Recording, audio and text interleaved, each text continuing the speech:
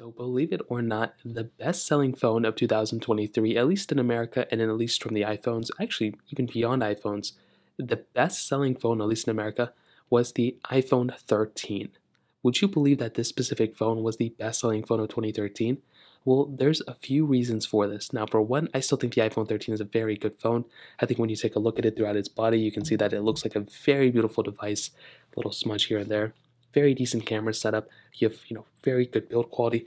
And when compared to something like the iPhone 13, 14 that I have right here, you can see there is a ton of overlap. I mean, it's pretty much the same as I think as the latest iPhone, so there's not even that big of a difference there.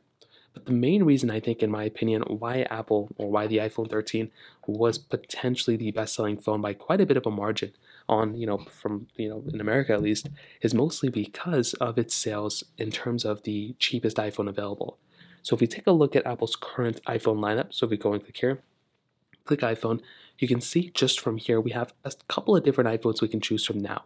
But last year we had even more. I mean, we had the iPhone 13s, we had the iPhone 12s, we had the iPhone 11s as well. So last year we did have quite a few iPhones being sold, but you have to remember the iPhone 14 and 14 Pro were only sold, late last year. So the fact that even the iPhone 14 Pro and 14 Pro Max were even on the list of best-selling phones was actually pretty crazy. But the iPhone 13 was the best-selling phone of last year. So if we go and click on the iPhone 13, the big thing to keep in mind here is that Apple created a ladder approach. So with the iPhone 13, which was surprising because I currently use the iPhone 13 Pro every single day, and the 13 Pro is a tremendous phone. I like this iPhone a lot, but the thing with the 13 Pro is overpriced $1,000. People didn't really like that price too much, I guess.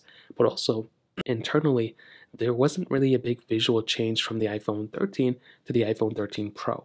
So I think because of that, a lot of people sided with the iPhone 13 of basically buying a phone like this so then they wouldn't have to go ahead and spend like $1,000 on the 13 Pro. Why would they do that when they can just go ahead and buy an iPhone 13 for $799 or $699 at that moment, and then, they can just go from there.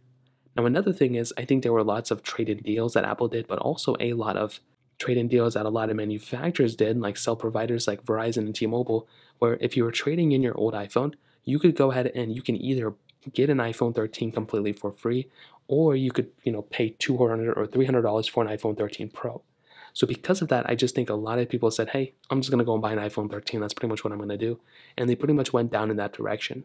So even though the iPhone 13 itself was a really good iPhone, I really like this iPhone a lot, I do think a phone like the iPhone 13, the main reason why I think it sold that well last year was, it's a good iPhone, but also all those trade-in deals and everything kind of suited specifically for the iPhone 13, more so than some of the Pro models. Now that the 14 Pro has such a big difference in terms of visual changes, I think it has probably, caused it to, sell a lot more.